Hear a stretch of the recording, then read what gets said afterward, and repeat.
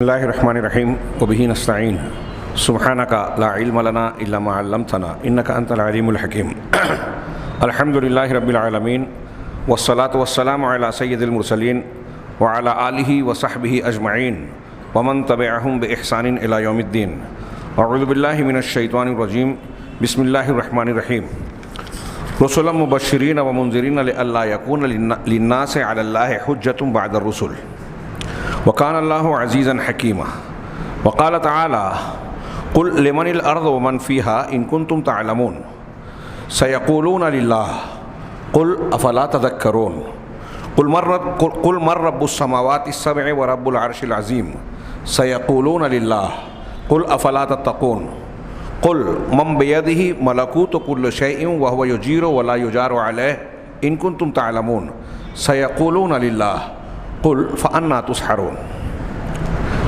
محترم حاضرین، رسالہ کشف الشبہات کے پچھلے درس میں ہم نے یہ پڑھا تھا کہ اللہ کے نبی جناب محمد رسول اللہ صلی اللہ علیہ وسلم جو آخری پیغمبر اور رسول تھے، وہ ایسی قوم کے بیچ مبعوث کیے گئے جو اللہ تعالیٰ کی عبادتیں کیا کرتے تھے، صدقہ و خیرات کرتے تھے، اللہ تبارک و تعالیٰ سے دعا کیا کرتے تھے، قربانیاں کرتے تھے، حج کرتے تھے اور کئی عبادتیں کیا کرتے تھے۔ لیکن اس کے ساتھ ساتھ وہ اپنے اور اللہ کے درمیان کچھ شخصیات کو، کچھ مخلوق کو واسطہ اور وسیلہ بناتے تھے، اور انہیں واسطہ سمجھ کر یہ کہہ کر یا اس گمان و عقیدے میں مبتلا ہو کر کہ یہ واسطے ہمیں اللہ سے قریب کریں گے، ان کی بھی عبادت کرتے تھے، واسطے اللہ سے قریب کریں گے۔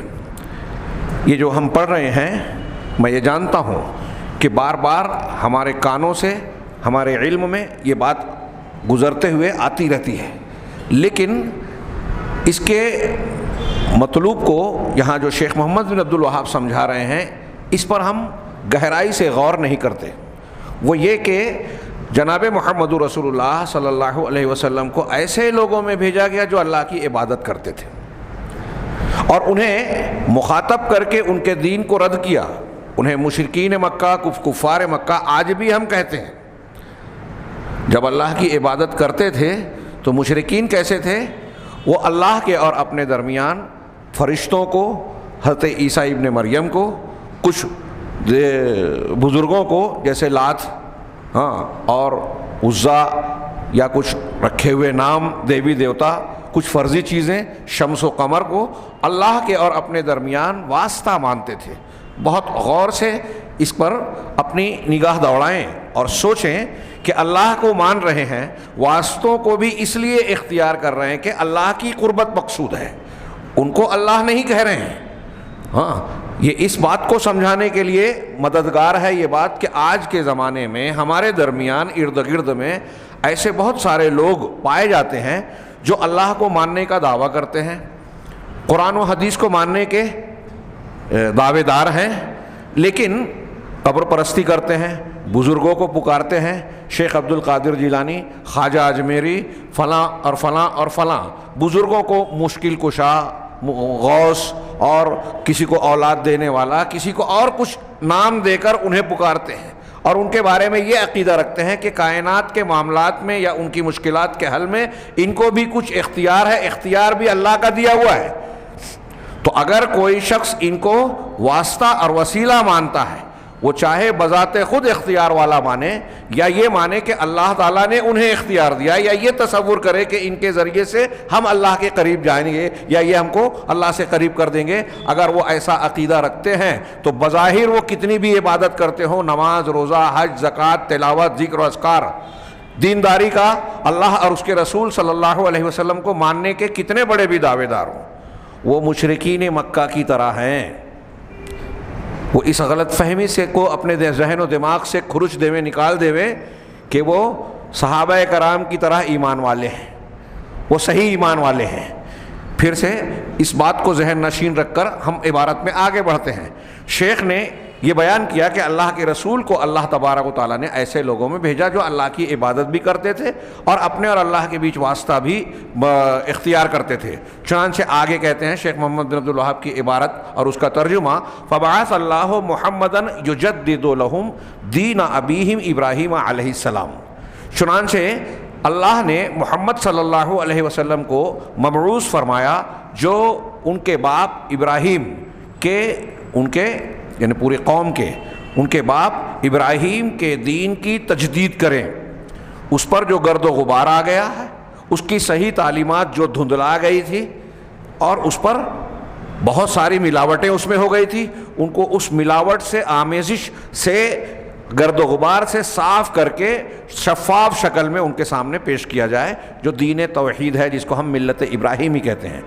تو محمد صلی اللہ علیہ وسلم کو اللہ کے نبی نے، اللہ تعالیٰ نے مبعوث کیا تاکہ وہ ان کے باپ ابراہیم کے دین کی تجدید اور صفائی کر دیں، وَيُخْبِرُهُمْ، اور انہیں یہ بتائیں، خبر دیں کہ أَنَّ هَذَا التَّقَرُّبُ وَالْاِعْتِقَادَ مَحْضُ حَقِّ اللَّهِ، کہ یہ تقرب جو ان بتوں کے ذریعے سے وہ اختیار کر رہے ہیں، شمس و قمر سے، مخلوقات سے، یا فرشتے ہوں یا انبیاء ہوں یا بزرگان ہوں، کسی کے ذریعے سے بھی جو تقرب حاصل کر رہے ہیں، تو محمد صلی اللہ علیہ وسلم انہیں یہ بتائیں کہ یہ تقرب اور اعتقاد، یہ عقیدہ، یہ محض خالص اللہ کا حق ہے، یہ پورا کا پورا اللہ کا حق ہے۔ لا يصلح منہ شیء لغیر اللہ، ان میں سے کوئی بھی چیز اللہ کے علاوہ کسی کے لیے درست نہیں ہے۔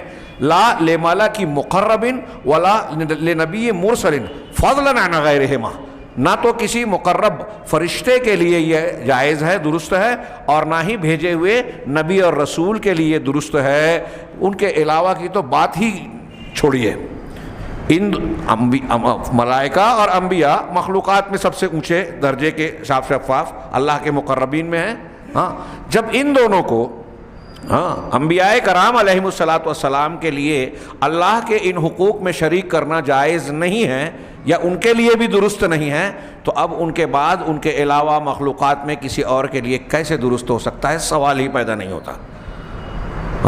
بار بار دہرائی جانے والی یہ بات جو ہم سنتے رہتے ہیں، اس کی اہمیت اور افادیت کا اندازہ اس سے لگائیے کہ اللہ کی عبادت کرنے کے باوجود جب ان کے اندر یہ برائی تھی، اس برائی کی بنیاد پر یہ حق پیدا ہوا کہ اللہ تبارک و تعالیٰ ان میں رسول بھیجیں۔ واسطے اور وسیلے کے عقیدے کی بنیاد پر ان کے یہاں ایسا شرک اور کفر پایا جاتا تھا کہ اس کی اصلاح کے لیے نبوت اور نبی کی تعلیم کی اصلاح و تربیت کی ضرورت پیش آئی۔ کتنی شدید ضرورت ہے، کتنا بڑا بگاڑ ہے، اندازہ لگائیے۔ اور اسے لوگ غلط فہمی میں، شبہات کی بنیاد پر اس کو دین سمجھ کے اختیار کر رہے ہیں، اور ہم جیسے کچھ لوگ یا کچھ علماء ہم سے بڑے بڑے جب اس کا رد کرتے ہیں تو وہ یہ سمجھتے ہیں کہ یہ ان کے مسلک کے خلاف ہو رہا ہے اور وہ اس سے ناراض ہوتے ہیں، جبکہ یہ ان کی خیر خواہی اور بھلائی کا کام ہے، یہ انبیاء کرام علیہم الصلاۃ والسلام کا کام ہے، یہ جناب محمد رسول اللہ صلی اللہ علیہ وسلم کا کام ہے کہ مشرکین مکہ یہی عمل کرتے تھے۔ اسی بنیاد پر اللہ تعالیٰ نے ان کے درمیان، اللہ تبارک و تعالیٰ نے ان کو مبعوث کیا۔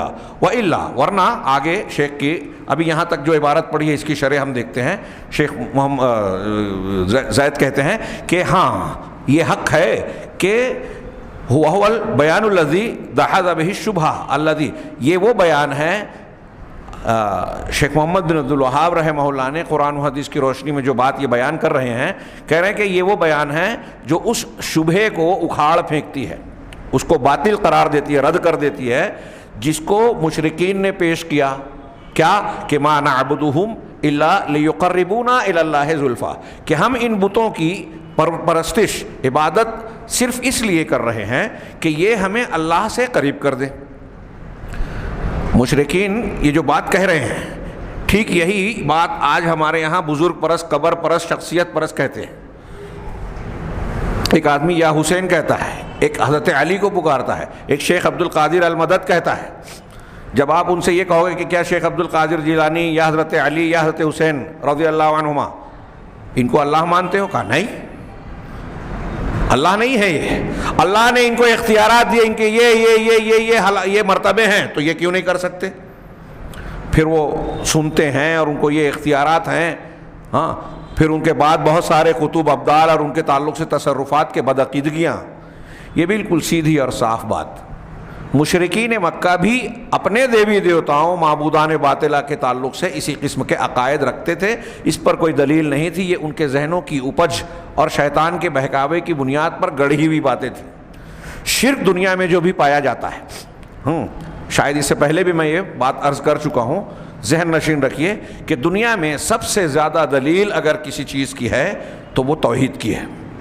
توحید سے بڑھ کر کوئی سچائی، کوئی حقیقت نہیں ہے، اس سے بڑے انصاف کی بات کوئی نہیں ہے۔ توحید، اللہ تبارک و تعالیٰ ربوبیت میں، الوہیت میں، اپنی خصوصیات حقوق میں تنہا ہے، وحدہ لا شریک ہے، اس سے بڑھ کر کوئی سچائی، کوئی حقیقت اور اس سے زیادہ کسی کے ثبوت ہیں ہی نہیں۔ یہ کوئی ہوائی بات نہیں ہے، کتابیں بھری پڑی ہے توحید کی بے شمار دلیلیں، اور توحید کی بے شمار دلیلوں کے ساتھ ساتھ اس کا مخالف پہلو توحید کی جو ضد ہے، شرک جسے ہم کہتے ہیں، شرک کی کوئی دلیل نہیں ہے۔ قرآن میں کئی مقامات پر اللہ رب العالمین نے، حضرت یوسف علیہ السلام نے جو اپنے قیدی ساتھیوں کو توحید کی دعوت دی، وہاں بھی، سورہ نجم میں بھی، اور دوسرے کئی مقامات پر الگ الگ انداز میں یہ بات ارشاد فرمائی کہ یہ جو بتوں اور مختلف لوگوں کو لوگ کہتے ہیں نا کہ یہ مشکل کشا ہیں، یہ حاجت رواں ہیں، یہ خواجہ ہیں، یہ غوث ہیں، یہ فلاں ہیں اور یہ فلاں ہیں، ان سے فلاں حاجت پوری ہو جاتی ہے، یہ فلاں کام کر دیتے ہیں، ستاروں کے نکلنے سے، دمدار کے ستارے کے نکلنے سے، گہن ہونے سے ایسا ایسا واقعہ ہوتا ہے، کائنات کے حوادث پر اثر پڑتا ہے۔ اس قسم کی جو بدعقیدگی انہوں نے اختیار کر رکھی ہے، بتوں کے جو نام دے رکھے ہیں کہ یہ فلاں ہے، یہ فلاں ہیں، یہ ایسی چیز ہے کہ ان ہی الا اسماء سمیتموها انتم وآباؤکم ما انزل اللہ بہا من سلطان، یہ کچھ نام ہے جو تم نے اور تمہارے باپ دادا نے رکھ چھوڑے ہیں، تم نے اپنے جی سے کہہ دیا کہ یہ غریب نواز ہے، اللہ نے اس پر کوئی دلیل نہیں اتاری۔ ما انزل اللہ بہا من سلطان، حضرت یوسف علیہ السلام اپنے قیدی ساتھیوں سے کہہ رہے ہیں، قرآن اپنے تمام مخاطب اور دنیا کے تمام لوگوں سے کہہ رہے ہیں، اور ہم اسی بات کو دہرا رہے ہیں۔ کسی کو برا لگ رہا ہے تو وہ جائزہ لے کہ قرآن کہہ رہا ہے، ہم نہیں کہہ رہے ہیں کہ یہ نام ہے۔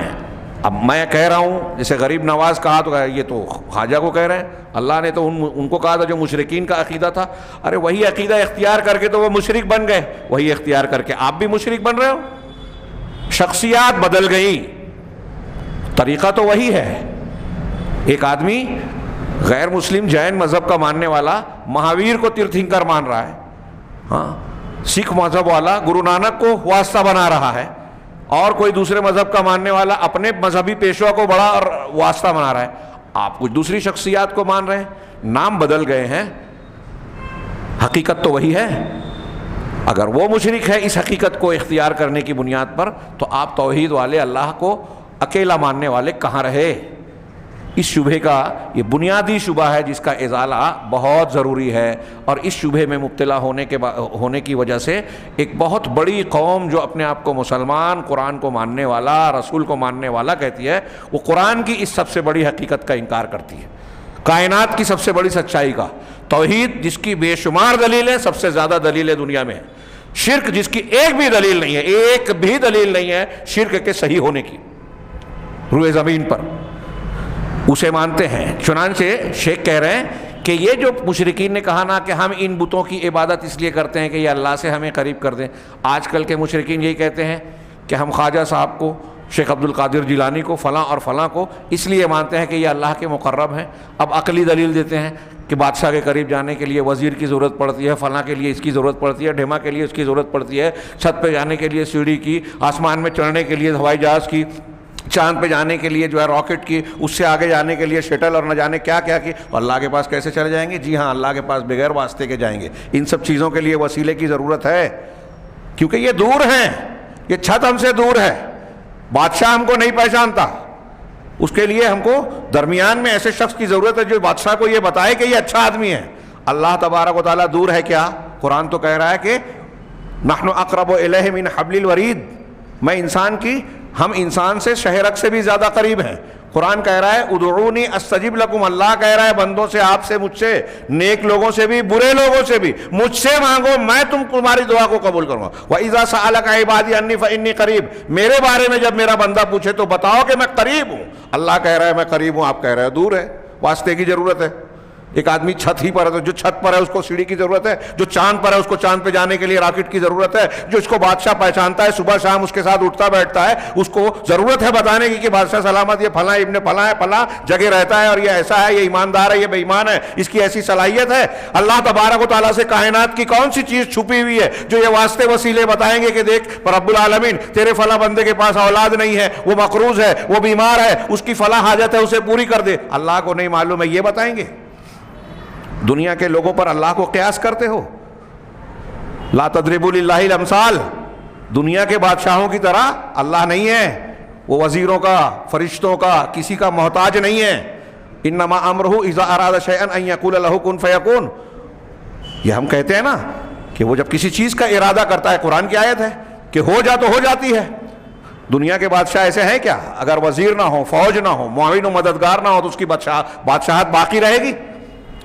دنیا کے بادشاہوں کی بادشاہت باقی رہے گی اگر وزیر, وزراء, سپاہی لوگ بغاوت کر دیں, مخالف ہو جائیں.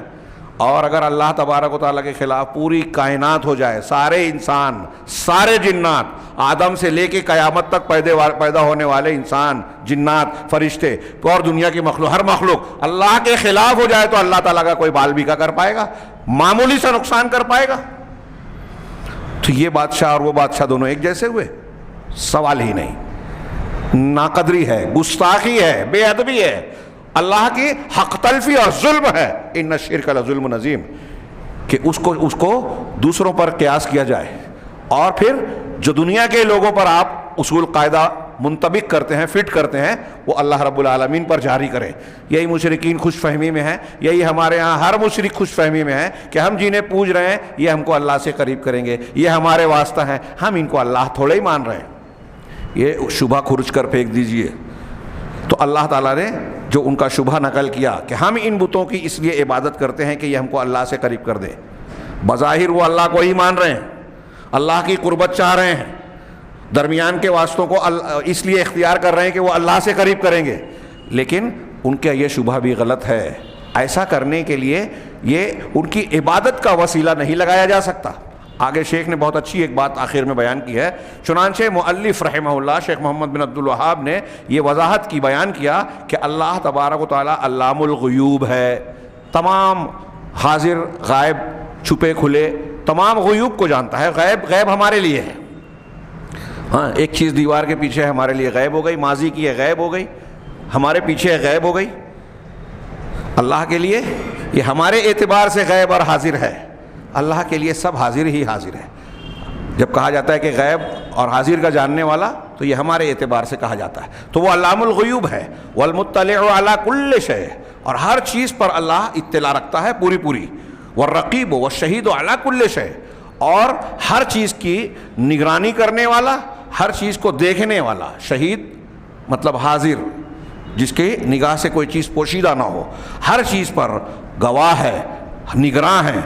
وہ لا یحتاج الی وسائط بینہ و بین خلقہ, اللہ تبارک و تعالیٰ کو اپنے اور اپنی مخلوق کے درمیان واسطوں کی ضرورت نہیں ہے.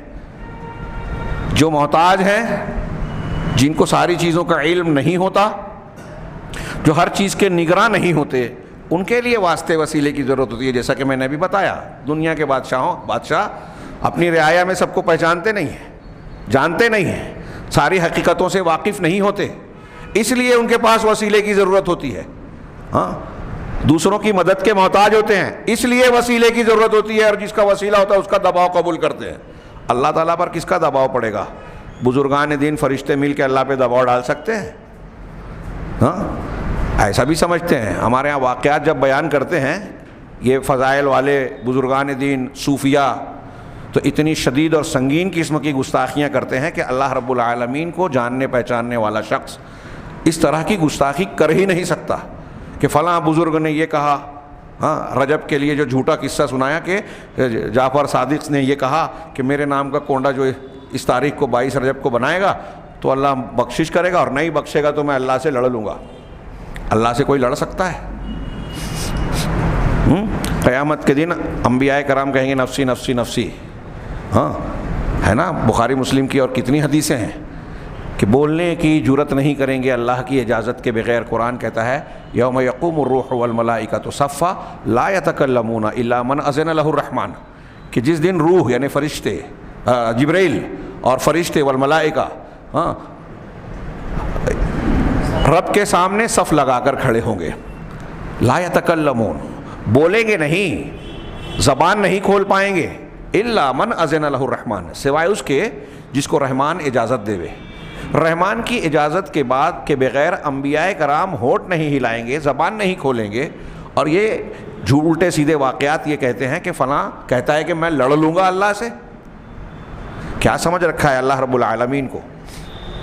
وما قدر اللہ حق قدرہ، اللہ کی عظمت و تعظیم اور اس کی توقیر کا جو حق ہے انہوں نے جانا ہی نہیں، کیا ہی نہیں. اگر جانتے تو ایسی گستاخانہ بات زبان پہ لانے سے بھی لرزتے. خیر، اللہ تبارک و تعالی جب ہر چیز پر مطلع ہے، تمام غیوب سے واقف ہے، تو اس کے لیے مخلوق اور اس کے درمیان واسطوں کی ضرورت نہیں ہے. اذن اس ان هذه الوسائط باطلہ، چنانچہ یہ واسطے باطل ہیں، اس کی ضرورت نہیں ہے اور تم بلا وجہ اختیار کر رہے ہو تو یہ باطل ہیں. اور ان کا اختیار کرنا، معاف کیجیے، ایسے واسطوں کی ایک لائن چھوٹ گئی، پھر سے پیچھے سے آتا ہوں، کہ اللہ کے اور مخلوق کے درمیان واسطوں کی ضرورت نہیں ہے جن کو پکارا جائے اور ان سے رفع حاجات، ضرورتوں کو پورا کرنے اور مصلحتوں کے حصول اور مشکلات اور پریشانیوں کو دور کرنے کی امید رکھی جائے. ایسا اللہ کے علاوہ کوئی نہیں ہے. کہہ رہے ہیں کہ جو وسیلے بنائے جا رہے ہیں ان وسیلوں کی ضرورت نہیں ہے کہ ان کے ذریعے سے یہ امید رکھے جائیں کہ یہ ذریعہ بن کے ہماری مشکلات کو حل کریں گے، ہمارے لیے مصلحتیں اور فائدے کی چیزیں حاصل ہوگی، ان کے ذریعے مشکلات دور ہوں گی ان کے ذریعے. چنانچہ ایسا جب یہ جائز نہیں ہے تو یہ واسطے وسیلے باطل ہیں. واتخاذها عین الشرک الاکبر، اور ان کو اختیار کرنا، ان کو پکارتے ہوئے، ان کی عبادت کرتے ہوئے، یہ عین شرک اکبر ہے. اس شبہ کو دماغ سے نکالیں، سب سے بنیادی اور بڑا شبہ جس میں شیطان اکثر قوموں کو مبتلا کر کے شرک اکبر میں مبتلا کر دیتا ہے. اس شبہ کی بنیاد پر کہ ہم تو اللہ کو مان رہے ہیں، وہ خوش فہمی میں رہتے ہیں، اللہ کو مان رہے ہیں اور ان بزرگوں سے مانگ رہے ہیں اس لیے کہ یہ اللہ کے مقرب ہیں.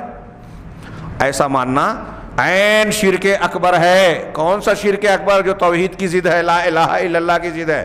اس کو اگر کسی نے شرک اکبر اختیار کیا، توبہ نہیں کی، تو اس کا لا الہ الا اللہ بیکار ہے، وہ مسلمان نہیں ہے، اسلام سے باہر ہے، مر گیا تو کبھی جہنم سے نہیں نکلے گا. ان اللہ لا یغفر ان یشرک بہ ویغفر ما دون ذلک لمن یشاء ومن یشرک باللہ فقد حرم اللہ علیہ الجنہ. یہ دو جگہ کی الگ الگ آیتیں پڑھی میں نے جو آپ بار بار سنتے ہیں. اس کے سارے نیک اعمال برباد ہو جائیں گے اگر اس شرک کا ارتکاب کر رہا ہے. کہا وَأَمَّا الْوَسَائِطُ الَّتِي لَا بُدَّ مِنْهَا، یہ واسطے یعنی ان کو پکارنا، عبادت کرنا اس عقیدے سے کہ ہم ان کی قبر کا طواف کریں گے، یہاں نظر و نیاز کریں گے، یہاں سجدہ رکوع کریں گے، یہاں ان کو پکاریں گے تو یہ ہم کو اللہ سے قریب کر دیں گے. اس قسم کے واسطے وسیلے عین شرک اکبر ہیں. لیکن کچھ واسطے ایسے ہیں جس کی ضرورت ہے، جو جائز ہے بلکہ ضروری ہے. وہ واسطے جو ضروری ہیں اور مخلوق اس سے بے نیاز نہیں ہو سکتی، وہ کیا ہے؟ وہ ہے رسولوں اور انبیاء علیہم الصلاۃ والسلام کا وسیلہ واسطہ جو اللہ اور تمام مخلوقات کے درمیان ہے. نبیوں کے واسطہ اختیار کرنا. کون سا واسطہ؟ کہ اللہ تبارک و تعالیٰ نے ان کی طرف اپنے احکامات اور اپنی شریعت کی جو تعلیم اللہ نے چاہی وہ ان کو وحی کے ذریعے سے پہنچائی. اور جو کچھ اللہ نے ان کو وحی کے ذریعے سے پہنچایا ہے ان میں سر فہرست سب سے پہلی تعلیم یہ ہے کہ اللہ تبارک و تعالیٰ کی توحید اختیار کی جائے. اس میں سر فہرست ہے جو توحید جو وحی کی گئی، توحید ہو، اللہ کی توحید. کون سی توحید؟ توحید صحیح اور والخلوص من الشرک، اور شرک سے پاکی. یہ تین کی تعلیم لینے کے لیے انبیاء کے وسیلے کی ضرورت ہے. انبیاء کو پوجنے کی نہیں، ان کو پکارنا نہیں ہے. جو جس واسطے کے رد کیا وہ انبیاء ہوں، اولیاء ہوں، صالحین ہوں، فرشتے ہوں، شمس و قمر، چاند سورج ستارے، بزرگان دین، یا کسی چیز کو آپ نے مقدس بنا لیا. جیسے ذات انوات والا واقعہ تھا کہ بحری کے درخت کو لوگوں نے مانا. آج کل ہمارے ہاں کچھ بزرگوں کے مقامات کو لوگ جو ہے تبرک کے طور پہ اختیار کرتے ہیں. میں نے سنا ہے کچھ لوگ کہتے ہیں کہ دیوبند میں جس انار کے درخت کے پاس سے مولانا قاسم نانوتوی رحمہ اللہ نے درس شروع کیا، وہاں یہ کہا جاتا ہے کہ کہا جاتا ہے، واللہ عالم، میں نے دوسروں سے سنا ہے، پڑھا نہیں ہے، کہ وہاں اگر نماز جنازہ کسی کی پڑھ لی جائے تو بخشش ہو جائے گی۔ کہاں سے آئی یہ بات؟ اگر یہ کہا جاتا ہے تو کتنی غلط بات ہے۔ یہ ایک قول میں اس طرح کا نقل کر رہا ہوں، ایسے اور بہت سارے مقامات کو لوگوں نے شریف بنا دیا، مکہ شریف، مدینہ شریف کی طرح مقدس، متبرک، وہی چیزیں ہیں جس کو اللہ اور رسول نے مقدس اور متبرک بنایا، اور لوگوں نے اپنی طرف سے بنا لیا شخصیات کو، مقامات کو، دینوں کو۔ اگر اللہ اور رسول نے نہیں متبرک بنایا ہے تو وہ چیزیں متبرک نہیں ہیں، اور ایسا مان کے ان سے تبرک حاصل کرنے کی کوشش کرنا، مانگنا، لو لگانا، یہ شرک ہے۔ تو کہہ رہے ہیں کہ جو اللہ تعالیٰ نے، اگر آپ انبیاء سے بھی اس قسم کا واسطہ وسیلہ اختیار کرتے ہو تو یہ شرک ہوگا۔ انبیاء اور صالحہ ہمارے لیے ضروری واسطہ کس چیز میں ہے؟ کہ اللہ تعالیٰ کے دین کو انہوں نے ہم تک پہنچایا، تو دین حاصل کرنے کے لیے انبیاء کا واسطہ لینا پڑے گا۔ عقیدہ وہی جو پیغمبر نے دیا، عبادت وہی جو رسول اللہ صلی اللہ علیہ وسلم نے دیا۔ اب ہمارے یہاں لوگوں نے شخصیات بنا لی، اب ہر شخصیت کے بارے میں غلو کر کے ان کو ان کے مقام سے بڑھایا گیا۔ ایک طرف وہ کہتے ہیں کہ ہم رسول کو بھی مانتے ہیں، دوسری طرف یہ کہتے ہیں کہ فلاں اور فلاں کا طریقہ بھی نہیں چھوڑیں گے، چاہے وہ رسول کی بات سے ٹکراتا ہی کیوں نہ ہو۔ اب جب ٹکرا ہوتا ہے تو اس کا جواب ان کے یہاں شارٹ میں یہ ہوتا ہے کہ وہ دین کو، قرآن حدیث کو ہم سے زیادہ سمجھتے تھے، بس یہ بول کے اس خوش فہمی میں مبتلا ہے کہ چونکہ وہ زیادہ سمجھتے تھے لہذا ان کی غلطی کو بھی دین سمجھ رہے ہیں، اور وہ قرآن و حدیث سے ٹکرانے والی بات کو بھی اختیار کر رہے ہیں اور قرآن حدیث کو ماننے کا دعویٰ بھی کر رہے ہیں۔ ایک آدمی قرآن کی آیت بتا رہا ہے، حدیث بتا رہا ہے کہ دیکھیے آپ کے بزرگ، آپ کے مسلک، آپ کے پیر صاحب کی بات کے خلاف ہے، ماننے کو تیار ہی نہیں ہے، خوش فہمی میں ہے۔ یہی ہے بہت بڑا شبہ۔ تو انبیاء اور رسولوں کا واسطہ ضروری ہے تعلیم کے لیے۔ اب یہاں خاص طور سے عقائد اور غیبیات کے معاملے میں پیغمبر کی تعلیم کے علاوہ کسی اور کی طرف نگاہ اٹھانے کی ضرورت ہے ہی نہیں۔ اللہ تبارک و تعالیٰ نے عقائد کے معاملے میں، غیبیات کے معاملے میں ہمیں، آپ کو، دنیا کے کسی بھی انسان کو قرآن حدیث سے بے نیاز نہیں کیا۔ یعنی آپ معاف کیجئے، یہ کسی کا ضرورت مند نہیں رکھا قرآن و حدیث کو چھوڑ کر۔ آپ کے عقیدے کی اور عبادات کی جتنی بھی ضرورت ہے سب قرآن حدیث میں موجود ہے۔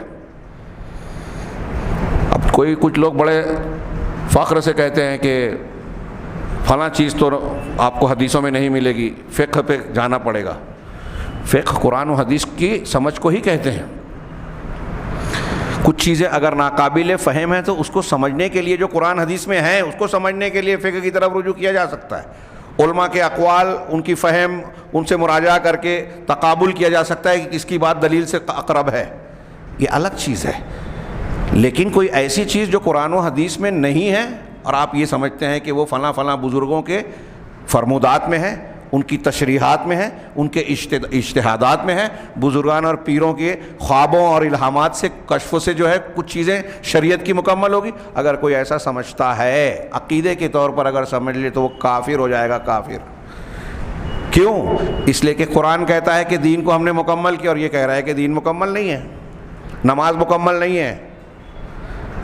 ہمارے بزرگوں کی کتاب سے نماز مکمل ہو رہی ہے، مطلب اللہ کے رسول صلی اللہ علیہ وسلم نے اور اللہ نے پوری نماز نہیں بتائی تھی، بعد میں پوری ہوئی، صحابہ نے ادھوری پڑھی۔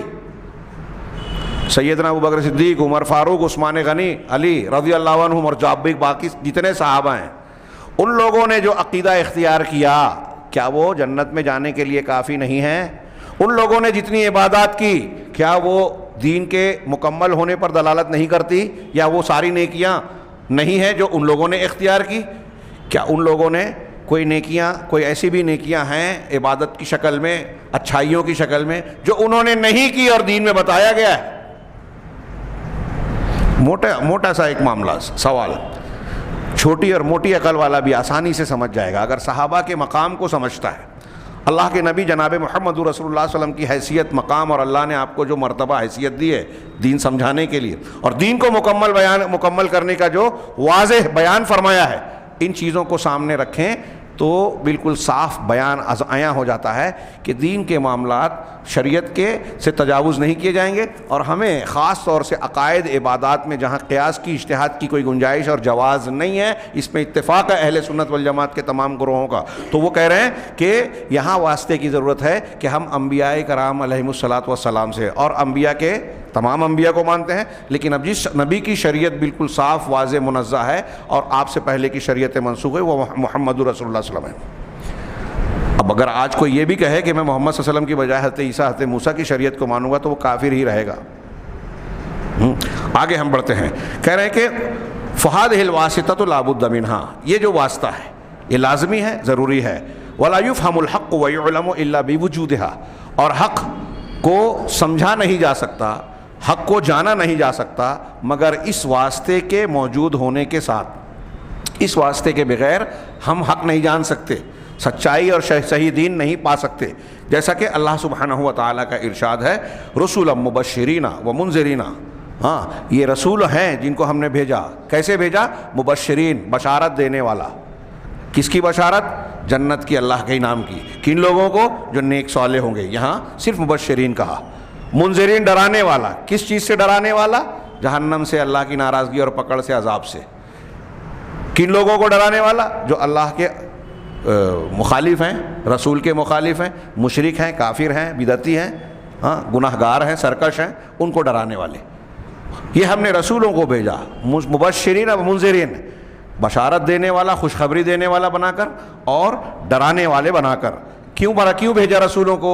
لِأَلَّا يَكُونَ لِلنَّاسِ عَلَى اللَّهِ حُجَّةٌ بَعْدَ الرُّسُلِ، تاکہ لوگوں کے پاس اللہ کے خلاف کوئی حجت، کوئی عذر نہ رہ جائے رسولوں کے بعد۔ بہت غور سے دماغ میں بٹھائیے، رسولوں کو اللہ نے حجت پوری کرنے کے لیے بھیجا اور حجت پوری کی۔ کوئی نہیں کہہ سکتا کہ اللہ نے حق نہیں بتایا، ہم کو معلوم نہیں پڑا، سمجھ میں نہیں آیا۔ کلیئر ہے، اگر کوئی کہہ رہا ہے قرآن حدیث سمجھ میں نہیں آتی، جھوٹ بولتا ہے، قرآن اور حدیث کی بات کو رد کرتا ہے۔ جتنی آپ کو بنیادیں سمجھنا ہے قرآن حدیث میں صاف ہے، واضح ہے، آپ سمجھنا نہیں چاہتے اور بہانہ کرتے ہو کہ قرآن حدیث سمجھنے کے لائق نہیں ہے، آپ خود سمجھنا نہیں چاہتے۔ دنیا کی الٹی سیدھی باتیں، بڑی بڑی چیزیں، تنخواہ حاصل کرنا ہے تو بہت اونچے اونچے ہنر سیکھ لیتے ہو دولت کمانے کے لیے۔ دین کی جب باتیں اللہ نے آسان کی، وَلَقَدْ يَسَّرْنَا الْقُرْآنَ لِلذِّكْرِ فَهَلْ مِن مُدَّكِرٍ، ہم نے اس قرآن کو ذکر کے لیے، نصیحت کے لیے آسان کیا ہے۔ کوئی نصیحت حاصل کرنے والا؟ قرآن کہہ رہا ہے ہم نے آسان کیا، آپ کہتے ہو مشکل ہے، تو آپ کی بات صحیح، اللہ کی بات کو غلط کہیں نہیں، نعوذ باللہ۔ ہاں تو اللہ تعالیٰ نے کیا کہا کہ ہم نے رسولوں کو بشارت دینے والے اور ڈرانے والے بنا کر بھیجا، تاکہ رسولوں کے آ جانے کے بعد لوگوں کے پاس اللہ کے خلاف کوئی حجت، کوئی دلیل نہ رہ جائے۔ وَكَانَ اللَّهُ عَزِيزًا حَكِيمًا، اللہ غالب ہے، عزت والا، غالب ہے، حکمت والا ہے۔ ہاں کوئی خانہ، کوئی جھول، کوئی کمزوری اس نے چھوڑی وڑی نہیں ہے۔ کوئی اجزا کے پاس یہ حجت بک بک نہیں کر سکتا کہ ہمیں پتہ نہیں تھا، معلوم نہیں تھا یا کلیئر نہیں تھا۔ ہاں اب کہہ رہے ہیں کہ یہ ایک واسطہ وہ ہے جس کو شرک اکبر کہا، ایک واسطہ وہ ہے جو ہمارے لیے ضروری ہے۔ دونوں واسطوں کے درمیان فرق کیا ہے؟ یہ کہہ رہے ہیں الواسطۃ الشرکیہ التی یحرم اتخاذها، جو شرکیہ واسطہ اور وسیلہ ہے اس کا اختیار کرنا حرام ہے۔ کیوں؟ اس لیے کہ وہ شرک اکبر کی قسموں میں سے ایک کھلی قسم ہے، اور شرعی واسطہ جو انبیاء کے ذریعے سے دین سیکھنے اور تعلیم حاصل کرنے کی بات ہے، تو کہہ رہے ہیں کہ کسی بھی امت کو، امتوں میں سے کوئی بھی قوم اور امت گزری ہو، ان کو اس سے بے نیازی اور غنا نہیں رہا، ان کو اس کی ضرورت رہی ہے۔ چنانچہ توحید کو دلیل شرعی کے بغیر سمجھنا جو ہے ممکن نہیں ہے۔ اسی طریقے سے توحید کی جو ضد ہے شرک، اس کے بطلان کو سمجھنا مشکل نہیں ہے کہ یہ باطل ہے، مگر رسولوں کے واسطے سے جو کہ اللہ تبارک و تعالیٰ کی پاکیزہ شریعت کے کو دے کر بھیجے گئے۔ اب لوگ اللہ اور رسول کی تعلیمات کو رسول کی بجائے فلاں اور فلاں سے جب سیکھنے جاتے ہیں تو ایسے ہی شبہات میں مبتلا ہوتے ہیں، دین کے نام پر دین سے ہٹ جاتے ہیں اور ان کو پتہ بھی نہیں چلتا۔ وہ سمجھتے ہیں کہ ہم بہت صحیح ہے، کل حزب بما لدیہم فرحون، سب فرقے، جتنے فرقے ہیں اپنے اپنے مسلک پر خوش ہیں، مگن ہیں۔ قرآن کہہ رہا ہے کل حزب، ہر جماعت، ہر گروہ، بما لدیہم جو ان کے پاس ہے، ان کا جو مسلک ہے، ان کی فکر ہے، ان کے الٹے سیدھے صحیح غلط جو بھی قاعدے قوانین اختیار کر رکھے سب اس پہ خوش ہے، فرحون. اور کوئی بولتا ہے تو بہت برا لگتا ہے، لیکن یہ تو کھلی ہوئی حقیقت ہے. اللہ کہہ رہا ہے کہ ہر ایک ہے، لیکن یہ ہر ایک خوش ہے، تو کیا اس کی خوشی صحیح ہے؟ ہر ایک مطمئن ہے اپنے مسلک پر، اس کا مطمئن ہونا درست ہے؟ نہیں. مطمئن ہونے کے لائق صرف وہ ہے جو پیغمبروں کے واسطے کی بنیاد پر، ان کی تعلیمات کی بنیاد پر دین کو اختیار کرتا ہے، توحید اور شرک کو سمجھتا ہے اور توحید کو اختیار کرتا ہے، شرک سے دامن جھٹکتا ہے، اپنے آپ کو صاف رکھتا ہے، چاہے کوئی ناراض ہو، چاہے کوئی برا مانے. یہ تو اللہ کی سنت ہے. ہاں، انبیاء کرام علیہم الصلاۃ والسلام کے مقابلے میں جب دشمنان تھے تو پھر بعض والوں کے لیے کیا حیثیت ہے؟ جتنے بڑے پیغمبر گزرے اتنے بڑے مخالف. حضرت ابراہیم کے سامنے نمرود، فرعون، موسیٰ علیہ السلام کے سامنے فرعون، نبی کریم صلی اللہ علیہ وسلم کے سامنے ابو جہل، ابو لہب، ولید جیسے سرداران، بڑے بڑے قوت والے. ہاں، تو مخالفت تو ہوگی. اس کا یہ مطلب نہیں ہے کہ آپ اس مخالفت کی بنیاد پر ان سے مصالحت کے نام پر جو ہے حق سے تنازل اختیار کر لیں اور توحید کو شرک دونوں کو ملا کے چلائیں. آگے یہ یہاں جتنی عبارت پڑھی تھی اتنی شرح ہو گئی، تھوڑی سی اور پڑھ لیتے ہیں. وَإِلَّا، شیخ محمد بن عبد الوہاب کی عبارت پڑھ رہا ہوں پہلے.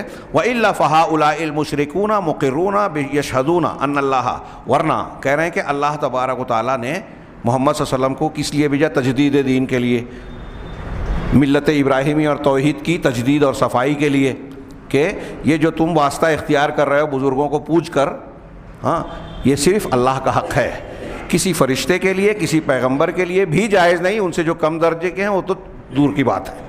اس کے بعد شیخ کہہ رہے ہیں وَإِلَّا، ورنہ یہ مشرکین جن کے درمیان اللہ کے رسول کو بھیجا گیا، یہ مشرکین بھی اس بات کا اقرار کرتے تھے اور گواہی دیتے تھے. مقرون یشہدون، اقراری تھے، گواہی دیتے تھے کہ ان اللہ هو الخالق الرازق وحدہ لا شریک لہ، وَأَنَّهُ لَا يَرْزُقُ إِلَّا هُوَ وَلَا يُحْيِي إِلَّا هُوَ وَلَا يُمِيتُ إِلَّا هُوَ وَلَا يُدَبِّرُ الْأَمْرَ إِلَّا هُوَ وَأَنَّ جَمِيعَ السَّمَاوَاتِ السَّبْعِ وَمَنْ فِيهِنَّ وَالْأَرْضِينَ السَّبْعِ وَمَنْ فِيهَا كُلُّهُمْ عَبِيدُهُ وَتَحْتَ تَصَرُّفِهِ وَقَهْرِهِ. شیخ محمد عبد الوہاب کی یہ عبارت ہوئی کہ ورنہ یہ مشرکین اقرار کرنے والے تھے اور گواہی دیتے تھے کہ اللہ ہی خالق ہے، اکیلا رزق دینے والا وہی ہے، اس کا کوئی شریک نہیں ہے، اور وہی ہے جو رزق دیتا ہے، کوئی اس کے علاوہ نہیں.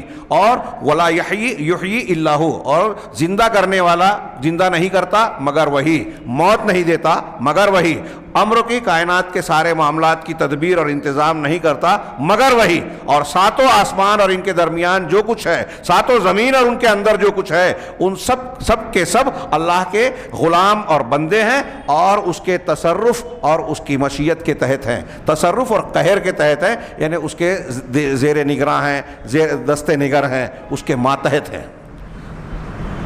سب اللہ کی مشیت کے ساتھ چل رہے ہیں. اس عبارت کی تشریح کرتے ہوئے شیخ نے کہا کہ یہ اعتراف مشرکین سے حاصل ہوا، لیکن یعنی وہ یہ اعتراف کرتے تھے لیکن کہ اللہ رازق ہے، خالق ہے، مدبر ہے، لیکن اس کے ساتھ انہوں نے ایسی چیز کو اختیار نہیں کیا، شامل نہیں کیا یا نہیں ملایا جو اس کا لازمہ تھا. جب وہ کہہ رہے ہیں کہ اللہ خالق ہے، پیدا کرنے والا، مالک وہی ہے، کائنات کا نظام چلانے والا وہی ہے، زندگی اور موت وہی دیتا ہے، تو اس بات کو ماننے کا جو لازمی تقاضا تھا، مشرکین نے اس لازمی تقاضے کو اختیار نہیں کیا. وہ لازمی تقاضا کیا تھا؟ وہ تھا کہ اللہ تبارک و تعالیٰ کو ہر عبادت کے ساتھ تنہا کیا جائے، اس کو اس کے حق میں شریک کسی اور کو نہ کیا جائے، صرف اسی کے لیے رکھا جائے، چاہے وہ عبادت ذبح کرنا ہو، قربانی ذبح کرنا، نظر و نیاز ہو، دعا اور پکار ہو، استغاثہ یعنی فریاد طلب کرنا ہو، امید ہو، توکل ہو، رغبت ہو، رہبت ہو، اس کی طرف شوق اور اس کا ڈر. یہ جو عبادات سے تعلق ہے، جتنی بھی عبادتیں ہیں سب اللہ کے لیے ہونی چاہیے. مشرکین نے اس حق کو، جو توحید، جو ربوبیت کو ماننے کا لازمی تقاضا تھا، اسے اختیار نہیں کیا. اس کے علاوہ جو ظاہری اور باطنی دوسری عبادتیں ہیں، ہاں، جن کو اللہ کے علاوہ مخلوقات میں سے کسی کی طرف بھی پھیرنا بالکل جائز نہیں ہے، نہ کسی مقرب فرشتے کے لیے اور نہ کسی نبی مرسل کے لیے، اور نہ ہی نیک صالح لوگوں میں سے کسی بھی بزرگ اور نیک انسان کے لیے، ولی پیر فلاں اور فلاں کسی کے لیے بھی جائز نہیں ہے۔ وَمَنْ صَرَفَ مِنْهَا شَيْئًا، اور ان میں سے یعنی ان عبادات میں سے، وہ ظاہری عبادت ہو باطنی عبادت ہو، ان عبادات میں سے کسی نے کچھ بھی، کسی نے شیئن کا لفظ ہے قرآن میں بھی، بارہ لا تشرک باللہ شیئا، کچھ بھی تھوڑا سا بھی اگر کسی دوسرے کی طرف غیر اللہ کی طرف پھیرا تو وہ مشرک ہے۔ ہاں، اس پر حجت رسالیہ، رسول کی حجت اور تعلیمات کے قائم ہو جانے کے بعد بھی اگر وہ ایسا کر رہا ہے، عبادات کا کوئی معاملہ، جیسے سمجھ لیجئے ایک آدمی نماز پڑھ رہا ہے، اللہ کے لیے نماز پڑھتا ہے، اب نماز میں سجدہ رکوع ہو رہا ہے، کسی نے رکوع کیا، آج کل کئی کلپ میں نے دیکھی پیر صاحبان کی، بیٹھے ہوئے ہیں اور لوگ مریدین جا کے وہ بیٹھے ہوئے ان کے سامنے سجدہ کر رہے ہیں، ان کے قدم پر پیشانی رکھ رہے ہیں۔ میں تو حیرت زدہ رہ گیا کہ آج کے دور میں بھی اتنی کھلی ہوئی جہالت، اتنا کھلا ہوا شرک، قرآن و حدیث کی تعلیمات سے اتنا کھلا ہوا انحراف کیسے پایا جا سکتا ہے؟ اس کے باوجود لوگ کہتے ہیں بڑا علم ہے، بڑی اچھائیاں ہیں۔ کس دلیل کی بنیاد پہ یہ کہتے کہ یہ کام کیا جاتا ہے؟ کتنی سنگین وعید ہے اس شخص کے لیے جو اپنے آپ کے لیے سجدہ کروائے، اور جو کر رہا ہے وہ تو شرک اکبر کا مرتکب ہو رہا ہے۔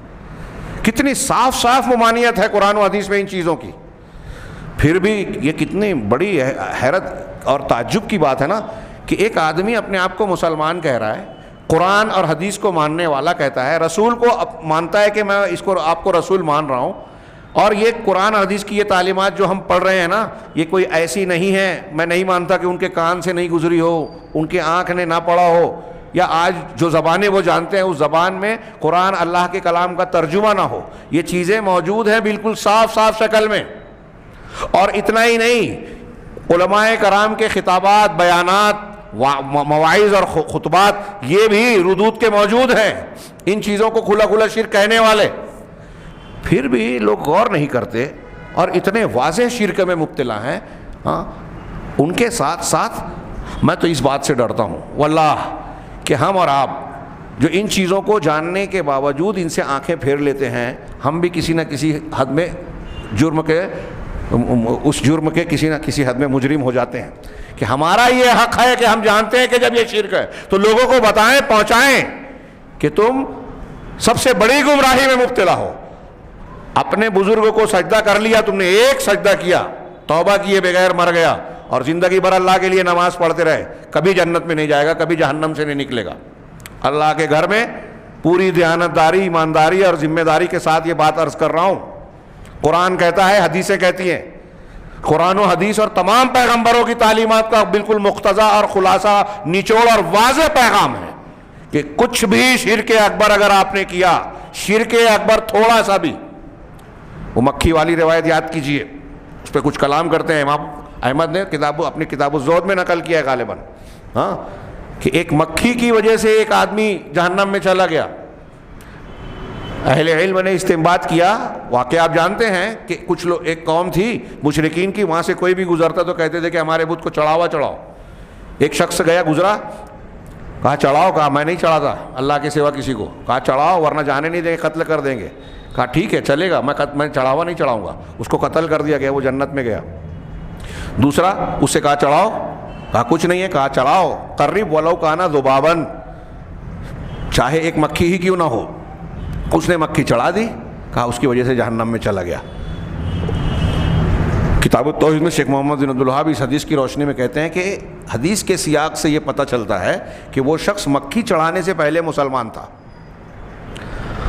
اگر وہ مشرک کافر ہوتا تو اللہ کے رسول صلی اللہ علیہ وسلم یہ نہیں فرماتے کہ اس مکھی کے چڑھانے کی وجہ سے جہنم میں گیا۔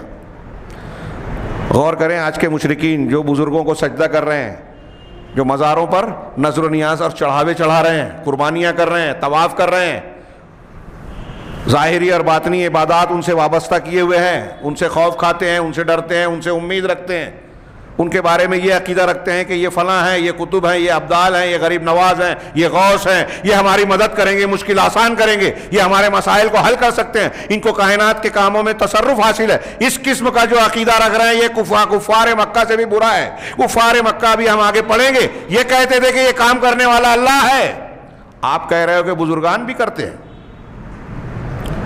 کفار مکہ بھی اگر اس اعتبار سے دیکھیں تو یہ کفار مکہ سے زیادہ برے عقیدے میں ہیں، جو یہ کہہ رہے ہیں کہ کتب ابدال فلاں اور فلاں جو کائنات کے نظام میں طاقت رکھتے ہیں چلاتے ہیں. اگر ایسا کوئی عقیدہ رکھتا ہے تو کفار سے بھی برا ہے، کیونکہ کفار کے بارے میں ابھی ہم پڑھیں گے آگے. قرآن کہتا ہے کہ ان سے پوچھو آسمان زمین کا نظام کون چلاتا ہے، تو یہ کہیں گے اللہ. اور ہمارا مسلمان ہونے کا دعویٰ کرنے والا قبر پرست کہتا ہے کہ کتب ابدال اور فلاں بھی چلاتے ہیں. تو یہ زیادہ برے ہوئے کہ مشرکین مکہ. کتنا بڑا شبہ ہے جس میں یہ قرآن حدیث کو ماننے والے مبتلا ہیں. شیخ محمد بن عبد الوہاب رحمہ اللہ اور اللہ رحم فرمائیں، بہت پیارا کتابچہ لکھا ہے یہ. ہاں تو کہتے ہیں، کہا کہ جو شخص جو ہے حجت رسالیہ قائم ہو جانے کے بعد ان میں سے کسی بھی چیز کو غیر اللہ کی طرف اگر پھیلے گا، یعنی عبادات کی قسموں میں سے کسی بھی عبادت کو کچھ بھی غیر اللہ کے لیے کرے گا تو وہ جو ہے فہو مشرک، وہ مشرک ہے. ان الاقرار، کیونکہ اللہ کی ربوبیت کا اقرار کرنا اور اس بات کا اقرار کرنا کہ وہی خالق ہے، وہی رازق ہے، پیدا کرنے والا، روزی دینے والا، یہ اقرار کر لینا یہ کسی کو اسلام میں داخل کرنے کے لیے کافی نہیں ہے. ایک آدمی یہ کہے کہ کائنات کو بنانے والا اللہ ہے، روزی دینے والا اللہ ہے، نظام چلانے والا اللہ ہے، زندگی موت دینے والا اللہ ہے، اتنا عقیدہ اس کو مسلمان نہیں بناتا. کیوں؟ وَلَوْ كَانَ يُدْخِلُ أَحَدًا فِي الْإِسْلَامِ، اگر اتنا عقیدہ کسی کو اسلام میں داخل کر دیتا، مسلمان بنا دیتا، تو ما قاتل النبی صلی اللہ علیہ وسلم اولئک المشرکین، تو نبی صلی اللہ علیہ وسلم ان مشرکین سے قتال اور جنگ نہیں کرتے، ان سے جھگڑا نہیں کرتے. یہ مشرکین بھی تو مان رہے تھے اللہ پیدا کرتا ہے، روزی دیتا ہے، آسمان زمین کے درمیان کا نظام چلاتا ہے. حالانکہ ان مشرکین نے اللہ کی ربوبیت اور اس کے مطلق تصرف کا آسمان کے اور دنیا کے عالم میں، آسمان و زمین کے تمام جہانوں میں اسی کا مطلق تصرف چلتا ہے، وہی سب کچھ کرتا ہے، یہ عقیدہ وہ لوگ رکھتے تھے. اس گفتگو کو پورا کر لیں. یہ قرآن کی آیتیں جو ہم نے پڑھا ہے اسی پر قرآن کی دلیلیں شیخ محمد بن عبد الوہاب نے پہلے دی ہے اور پھر اس کے بعد اس کی تھوڑی سی مختصر سی تشریح کی ہے. شیخ محمد بن عبد الوہاب کہتے ہیں فَإِنْ أَرَدْتَ الدَّلِيلَ عَلَىٰ أَنَّ هَؤُلَاءِ الْمُشْرِكِينَ، اگر تم اس بات پر دلیل چاہتے ہو کہ یہ مشرکین جن سے اللہ کے رسول صلی اللہ علیہ وسلم نے جھگڑا اور قتال کیا وہ اس بات کی گواہی دیتے تھے جو ہم نے بیان کیا، تو اللہ تعالیٰ کے اس کلام کو پڑھیے. سورہ یونس کی آیت پہلے پیش کی شیخ نے کہ اللہ تعالیٰ فرماتا ہے قُلْ مَن يَرْزُقُكُم مِّنَ السَّمَاءِ وَالْأَرْضِ أَمَّن يَمْلِكُ السَّمْعَ وَالْأَبْصَارَ وَمَن يُخْرِجُ الْحَيَّ مِنَ الْمَيِّتِ وَيُخْرِجُ الْمَيِّتَ مِنَ الْحَيِّ وَمَن يُدَبِّرُ الْأَمْرَ فَسَيَقُولُونَ اللَّهُ قُلْ فَفَلَا تَتَّقُونَ. اس کے آگے پیچھے بھی آیتیں ہیں، یہ اتنی آیت انہوں نے پیش کی. سورہ یونس کی آیت نمبر 31. آپ ان سے کہیے کہ کون ہے جو آسمان اور زمین سے رزق اتارتا ہے، روزی دیتا ہے، رزق پہنچاتا ہے لوگوں تک؟ کون ہے؟ اَمَّن يَمْلِكُ السَّمْعَ وَالْأَبْصَارَ، کون ہے جو کان اور آنکھ کا مالک ہے، اس کا سارا اختیار رکھتا ہے. وَمَن يُخْرِجُ سننے کی اور دیکھنے کی قوت دیتا ہے، کان اور آنکھ دیتا ہے. کون ہے جو زندے کو مردے سے اور مردے کو زندے سے پیدا کرتا ہے، نکالتا ہے؟ جو مردے سے زندے کو پیدا کرتا ہے، انڈے سے بچہ نکل رہا ہے اور مرغی سے انڈا نکل رہا ہے، تو زندے سے مردہ اور مردے سے زندے کو. وَمَن يُدَبِّرُ الْأَمْرَ، اور کون ہے جو سارے کائنات کا نظام کی تدبیر کر رہا ہے، ان کا بندوبست اور اہتمام کر رہا ہے، انتظام کر رہا ہے؟ کون ہے؟ آپ ان سے پوچھئے. اللہ کہہ رہا ہے یہ فَسَيَقُولُونَ اللَّهُ. تو جب آپ ان سے پوچھو گے تو وہ جھٹ سے کہیں گے ہاں اللہ کرتا ہے. آسمان اور زمین سے روزی دینے والا، کان آنکھ کا مالک، سننے دیکھنے کا مالک، اختیار رکھنے والا، زندے سے مردہ، مردے سے زندہ پیدا کرنے والا، کائنات کا نظام چلانے والا. یہ کہیں گے کون؟ قرآن کہہ رہا ہے یہ کہیں گے مشرکین مکہ کے اللہ. فَقُلْ أَفَلَا تَتَّقُونَ، تو پھر ان سے کہیے کہ پھر تم ڈرتے نہیں ہو؟ جب تم خود مان رہے ہو کہ یہ سب سارے کام اللہ کرتا ہے تو پھر دوسروں کو کیوں پوچھ رہے ہو؟ اس کا حق اسی کو دو نا. جیسا اللہ ہے ویسا کوئی ہے ہی نہیں. تم خود مانتے ہو کہ پیدا اس نے کیا, روزی وہ دیتا ہے, زندگی موت اس کے ہاتھ میں ہے, کائنات کا نظام وہ چلاتا ہے, تو یہ کیا کر لیں گے جن کو تم پکار رہے ہو؟ کیوں پکار رہے ہو؟ اب مشرکین مکہ یہ کہہ رہے ہیں, اور ہمارے ہاں صوفیوں کی کتابوں میں لکھا ہے, ہاں قبر پرستوں کی کتابوں میں لکھا ہے, بڑی شان سے بیان کیا جاتا ہے کہ فلاں کو اللہ نے ایسی قوت دے رکھی تھی, وہ ایسی قوت دے رکھی تھی کہ 4 کائنات میں اتنے کتب ہوتے ہیں, ان کے انڈر میں ابدال اور کتب ہوتے ہیں, پھر ان کے اوپر غوث ہوتا ہے, اور وہ سارے لوگ نظام کائنات چلاتے ہیں. اللہ کو معطل کر دیا, نعوذ باللہ من ذالک. ہمارے یہاں انتہائی بے احتیاطی کے ساتھ دعوت و تبلیغ کا کام کرنے والے بھی ایسے واقعات سناتے ہیں جس سے عوام کو یہ تاثر دیا جاتا ہے کہ بزرگان دین کے پاس ایسی قوت, شکتی اور طاقت ہے کہ وہ جو چاہیں کر لے, اور جوش میں اور غصے میں آ گئے تو پھر پتہ نہیں کیا کیا کر لیتے ہیں. پہاڑ پھینک کے مار دیتے, ہاں دریا کو غائب کر دیتے, جنت اور جہنم کے نظارے دکھا دیتے ہیں. انا للہ و انا الیہ راجعون. یہ کسی کے اختیار اور پاور میں نہیں ہے. ایسے ایسے واقعات سناتے ہیں جس کا نقل کرنے سے بھی جو ہے ڈر لگتا ہے کہ اللہ تبارک و تعالیٰ کا عذاب نہ آئے. ہاں ایک واقعہ پڑھا جو میں شاید نقل کر چکا ہوں کہ فلاں بزرگ نے کہا, شیخ عبد القادر جیلانی کی طرف بھی اس طرح کا منسوب ہے واقعہ, کہتے عیسیٰ تو قم باذن اللہ کہہ کے مردے کو زندہ کرتے تھے. میں تو کہتا ہوں قم باذنی, میرے حکم سے اٹھ. مرغی کھا کے ہڈیاں پھینکی تھی, قم باذنی بولا, مرغی اٹھ کے بھاگنے لگی. ایک قوال کی قبر پہ کہا تو قوال جو ہے قبر سے قوالی گاتا ہوا باہر آ گیا. انا للہ و انا الیہ راجعون. ہاں ہنسی آتی ہے سن کر, لیکن ہنسنے سے زیادہ رونے کا مقام ہے کہ جب یہ واقعہ یا اس طرح کی باتیں لوگ بیان کرتے ہیں تو حقیقت میں یہ اس بات کی دلیل ہے کہ ان کے دل میں, ان کے پاس علم تو ہے ہی نہیں, جہالت تو ہے ہی, اللہ تبارک و تعالیٰ کی عظمت و کبریائی سے معمولی سا بھی واقف نہیں ہے. اللہ کی شان میں اتنی بڑی گستاخیاں کر رہے ہیں, غلو کر رہے ہیں, اور اس قسم کے واقعات بیان کر کے لوگوں کو شبہے میں مبتلا کر رہے ہیں کہ بزرگوں کے ہاتھ میں اس قسم کی طاقت, شکتیاں ہیں, لہذا ان کو بھی پوجا پکارا جا سکتا ہے, ان کی بھی عبادت کی جا سکتی ہے. اسی شبہے کا ازالہ کر رہے ہیں. مشرکین مکہ بھی یہ نہیں مانتے تھے. جو لوگ اس قسم کا عقیدہ رکھ رہے ہیں, میں دوسری تیسری مرتبہ کہہ رہا ہوں اس لیے کہ یہ بہت اہم بات ہے, غور کیجئے. تو اللہ تعالیٰ نے یہ ایک آیت نقل کی سورہ یونس کی, پھر اس کے بعد اللہ تعالیٰ کا دوسرا فرمان نقل کیا سورہ مومنون کی, ہاں آیت نمبر 84 سے 90 تک, کہ وقولہ, اللہ تعالیٰ کا فرمان, قل لمن الارض ومن فیہا. آپ ان سے پوچھئے مشرکین مکہ سے کہ زمین کس کی ہے اور زمین کے اندر جو کچھ موجود ہے وہ کس کا ہے. میں اکثر کئی مرتبہ کہتا ہوں کہ میری ایک چیز ہے, یہ قلم میرا ہے, یہ میرا ہے. آپ کو میں سے کسی کو اگر یہ قلم چاہیے تو یہ مجھ سے بولیں گے کہ مولانا آپ کے قلم دے دیجئے, آپ اپنا قلم دے دیجئے, یا کسی دوسرے کے پاس جائیں گے, کہیں گے کہ وہ ان کے پاس جو ابو رضوان کے پاس جو قلم ہے وہ ہمیں دے دیجئے. کسی دوسرے سے بولو گے تو وہ کیا جواب دے گا کہ جو چیز میری ہے ہی نہیں میں دے سکتا ہوں. سمپل بات ہے نا. یعنی یہ جو میں کہہ رہا ہوں, کوئی جاہل سے جاہل آدمی ہے جس کی سمجھ میں نہیں آئے گا؟ سب کو سمجھ میں آتی ہے نا.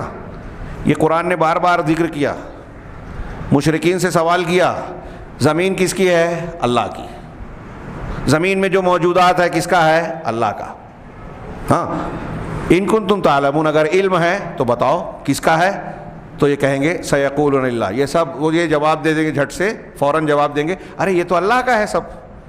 ہاں قل افلا تذکرون. تو پھر ان سے کہیے, پوچھئے کہ پھر تم نصیحت نہیں حاصل کرتے؟ ارے جب تم مان رہے ہو زمین میں موجود ساری چیز اللہ کی ہے تو دوسروں سے کیوں مانگ رہے ہو؟ یہ میری چیز آپ دوسرے سے نہیں مانگتے. اللہ کہہ رہا ہے سب میرا ہے, اور آپ مانگ رہے ہو اللہ کے علاوہ سے, بزرگوں سے, نبیوں سے, فرشتوں سے, دیوی دیوتاؤں سے, بزرگان صالحین سے. ان کا کیسے ہو گیا؟ یہ مشرکین مکہ سے جو سوال ہے وہی دنیا کے ہر زمانے کے مشرک سے سوال ہے. اگلا آیت کا اگلی آیت, قل من رب السماوات السبع ورب العرش العظیم. آپ ان سے پوچھئے, کہیے کہ کون ہے ساتوں آسمان کا مالک رب, اور کون ہے عرش عظمت والے عرش کا مالک. رب مالک ترجمہ کر رہا ہوں, دونوں ترجمہ ہو سکتا ہے, رب بھی ترجمہ کر دیجئے کہ کون ہے عرش عظیم کا مالک, کون ہے ساتوں آسمان کا مالک. سیقولون للہ. تو یہ فوراً کہیں گے اللہ مالک ہے, اللہ کی ہے یہ ساری چیزیں. افلا قل افلا تتقون. تو پھر ان سے پوچھئے کہ پھر تم ڈرتے نہیں, تقوی اختیار نہیں کرتے, کہ تم ایسا نہیں کرتے کہ جب تم جان رہے ہو کہ اللہ مالک ہے تو اس کے سامنے جھکو، صرف اس کی عبادت کرو، اس کا حق کسی اور کو نہ دو۔ قل من بیدہ، اگلا سوال اللہ نے فرمایا قل من بیدہ ملکوت کل شیء، آپ ان سے پوچھئے کہ کون ہے جس کے ہاتھوں میں کائنات تمام چیزوں کی ملکیت اور اختیار ہے۔ ملک سے ملکوت، جبر سے جبروت، ہاں شدت اور مبالغے کے لیے، کہ ساری کائنات کا ملکیت اور اختیار کس کے ہاتھ میں، ہر چیز کا اختیار کس کے ہاتھ میں، پوچھئے ان سے۔ اور وہ ایسا ہے وَهُوَ يُجِيرُ وَلَا يُجَارُ عَلَيْهِ، اور وہ ایسا ہے کہ وہ پناہ دیتا ہے اور اس کے خلاف پناہ نہیں دی جاتی، یعنی وہ بچا سکتا ہے، جب وہ بچائے تو دوسرا کوئی بچا نہیں سکتا، نقصان نہیں پہنچا سکتا، اور اگر وہ پکڑے، وہ کسی کو عذاب میں پکڑے، مصیبت میں گرفتار کرے، جہنم میں ڈالے، تو کائنات کی کوئی ہستی، کوئی طاقت ایسی نہیں ہے جو اس کو بچا لے۔ آپ مشرکین مکہ سے پوچھئے، قرآن کہہ رہا ہے کہ کون ہے جس کو کائنات کی ہر چیز کا، جس کے پاس اختیار ہے اور وہ پناہ دیتا ہے اور اس کے خلاف پناہ نہیں دی جا سکتی، کوئی نہیں بچا سکتا۔ ان کنتم تعلمون، اگر تم علم رکھتے ہو تو بتاؤ، سیقولون للہ، تو کہیں گے اللہ، اللہ کے لیے یہ اختیار ہے۔ قل فأنا تسحرون، تو پھر ان سے سوال کیجئے کہ پھر تم کہاں پگلائے جا رہے ہو۔ تسحرون کا ترجمہ ہوتا ہے کہاں تم پر کدھر سے جادو کیا جا رہا ہے۔ محمد جوناگڑھی صاحب کا ترجمہ یہ ہے کہ تم پر کدھر سے جادو۔ سحر اور مسحور کہتے ہیں، مسحور یعنی پاگل، جس کی عقل جو ہے کام نہ کرے، تو ہم کہیں گے اپنی زبان میں پگلانا۔ تو تم کس طرح پگلائے جا رہے ہو، تمہاری عقل ہے کہ نہیں ہے؟ عقل اور شعور سے اگر کام لو، جب تم مانتے ہو کہ سارا اختیار اسی کے پاس ہے، کائنات کا نظام وہ چلاتا ہے، وہ پکڑے تو کوئی بچا نہیں سکتا، وہ بچائے تو کوئی نقصان نہیں پہنچا سکتا، تو پھر دماغ گھوم گیا ہے کہ کسی اور کو جا کے جھک رہے ہو، کسی اور کے سامنے مانگ رہے ہو، ان سے امیدیں لگا رکھی ہے، اللہ کا حق دوسروں کی طرف پھیر رہے ہو۔ یہ کہہ رہے ہیں کہ وغیر ذالک من الآیات، شیخ محمد بن عبدالوہاب نے اپنی جو بات پیش کی اس پر قرآن کے 2 مقامات سے یہ دلیلیں پیش کی اور کہا اس کے علاوہ بھی اور بہت سی آیتیں ہیں۔ اس کی شرح کرتے ہوئے کہہ رہے ہیں کہ یہ قرآنی آیت، حضرت محمد بن عبدالوہاب نے جو پیش کیا ہے، یہ آیتیں ان پر حجتوں کو پورا کرتی ہے، اور ان کے شبہات کو باطل قرار دیتی ہے، اور اس میں کوئی شک نہیں کہ خالق، رازق، زندگی دینے والا، موت دینے والا اللہ ہے، اور وہی اس بات کا مستحق ہے کہ اکیلے اس کی عبادت کی جائے اور اس کے علاوہ کسی کی عبادت نہ کی جائے، اور وہ اس بات کا محتاج نہیں ہے کہ اللہ کی مخلوقات میں سے کسی بھی قسم کی مخلوق سے کو واسطہ بنا کر اس کی عبادت کی جائے۔ اس لیے یہ آیتیں اس باب میں صراحت کے ساتھ آئی ہیں، جیسے اللہ تبارک و تعالیٰ کا یہ فرمان قل من یرزقکم من السماء جو ہم نے پڑھا، اسی آیت کو انہوں نے پھر ذکر کیا ہے، لہذا اس آیت سے آگے بڑھ رہا ہوں۔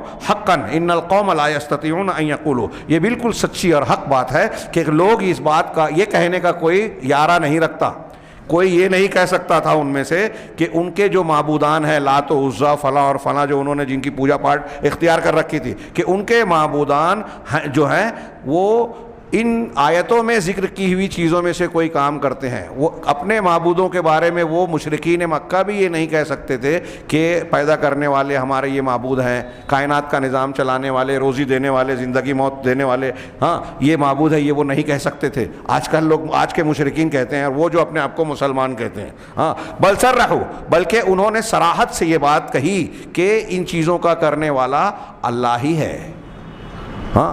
کیف ان فاعل ذالک هو اللہ، یہ اللہ ہی ہے، وہ رزاق ہے، وہ المالک ہے، وہ المحیی موت دینے والا، زندگی دینے والا، الممیت موت دینے والا ہے، وہ تمام مخلوقات میں تصرف کرنے والا ہے۔ کائنات میں، دنیا میں جو بھی حوادث ہو رہے ہیں، موسموں کی تبدیلی، دن اور رات کا آنا، درخت کا اگنا، پتے کا گرنا، ہواؤں کا چلنا، گرمی، سردی، برسات، کسی کا حادثہ، ایکسیڈنٹ ہو گیا، کسی کو ترقی مل گئی، کوئی کامیاب ہو گیا، کوئی ناکام ہو گیا، جو کچھ بھی ہو رہا ہے سب کرنے والا اللہ ہے۔ تو وہ یہ مانتے تھے کہ سارے تصرفات مخلوقات میں جتنے بھی کام ہو رہے ہیں سب اللہ کے تصرف میں ہیں، وہی اختیار رکھتا ہے، اسی کی طاقت میں ہے۔ اسی لیے اللہ تعالیٰ نے ان سے کہا، جب ان سے اللہ تعالیٰ نے کہا کہ جب آپ ان سے سوال کرو گے تو وہ کہیں گے فسیقولون اللہ، یہ سارے کام کرنے والا اللہ ہے۔ قل فقل افلا تتقون، تو آپ ان سے کہیے کہ پھر تم ڈرتے نہیں ہو۔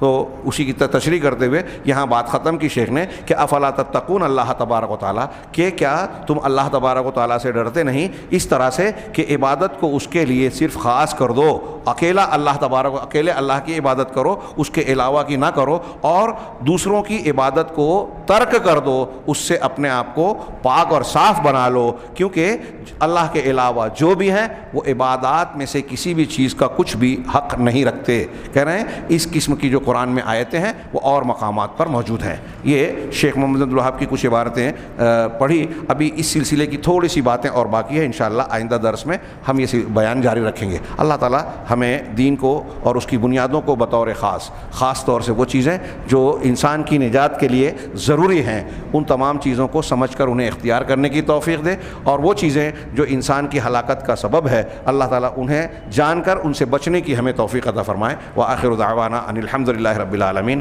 وصلی اللہ علی نبینا محمد۔